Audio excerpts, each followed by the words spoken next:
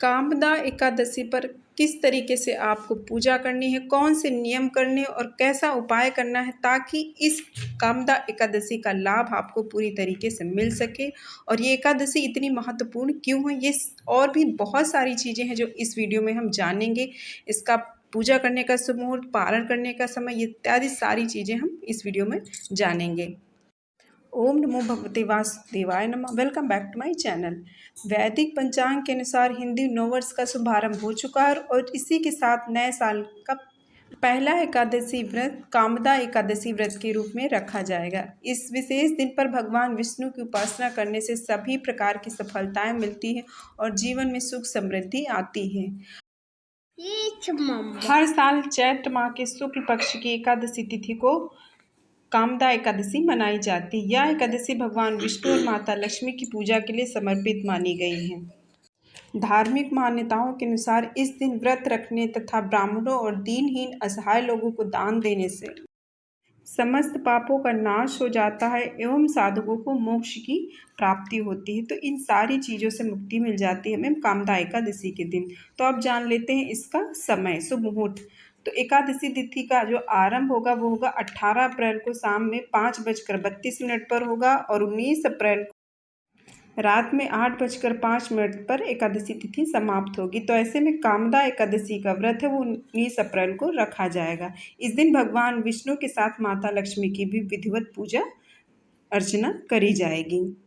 अब हम जान लेते हैं क्यों इसका कामदा एकादशी का महत्व का, क्यों हमें इस दिन पूजा करनी चाहिए। पद्म पुराण और अन्य धर्म ग्रंथों के अनुसार कामदा एकादशी का व्रत करने से ब्रह्म हत्या और अनजाने में किए हुए सभी पापों से मुक्ति मिलती है।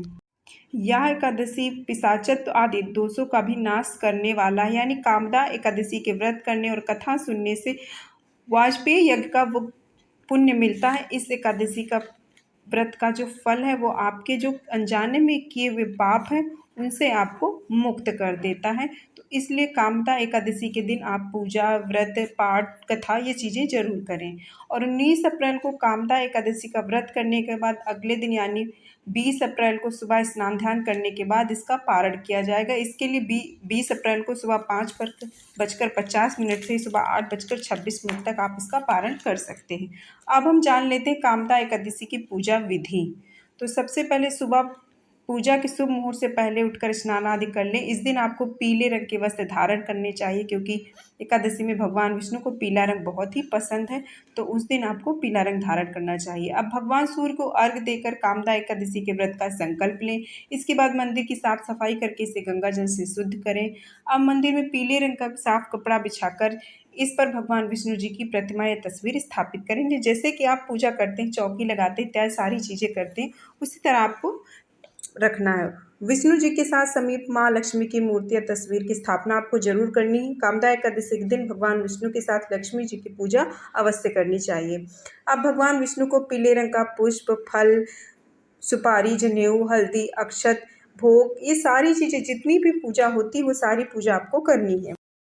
उसके बाद आपको समीप एक घी का दीपक जलाएं और उन्हें गुड़, चने की दाल, केले आदि का भोग लगाएं। पूजा के समय आप विष्णु चालीसा और स्रोत का पाठ एवं मंत्र जाप जरूर करें। उसके बाद आपको सारी जो पूजा अर्चना है वो सारी पूजा करने के बाद आपको विष्णु जी की आरती करके आपको सुख समृद्धि की कामना करें। उसके बाद भगवान से आप क्षमा प्रार्थना करके पूजा को संपन्न करें। तो इस तरीके से आपको एकादशी की पूजा कर लेनी है। बहुत ही सरल विधि है। अब हम जान लेते हैं कामदा एकादशी व्रत के नियम क्या है, यानी खासकर ऐसे कौन से नियम है जो आपको एकादशी के दिन नहीं करने चाहिए।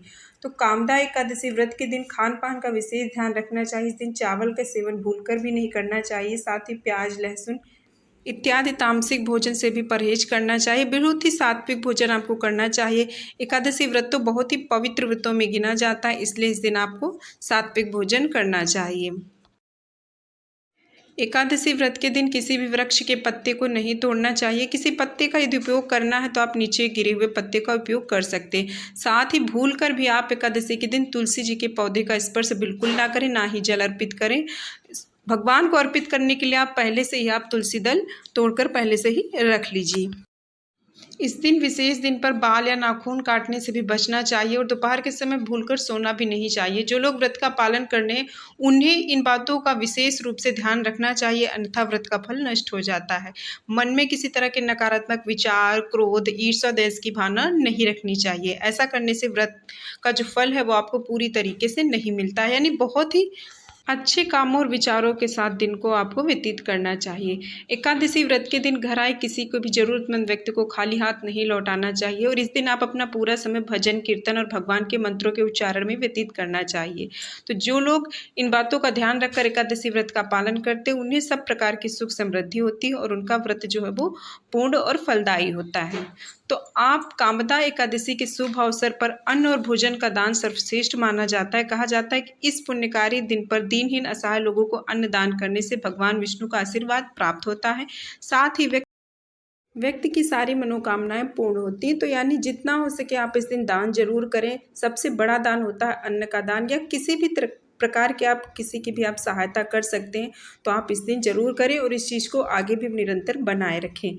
तो इस दिन आपको व्रत, पूजा पाठ के साथ साथ दान भी जरूर करना चाहिए, नहीं किसी की सहायता जरूर करना चाहिए। इससे भगवान प्रसन्न होते हैं और आपका जो व्रत पूजा है ये सारी चीज़ें सफल हो जाती है और आपकी मनोकामनाओं की पूर्ति हो जाती है।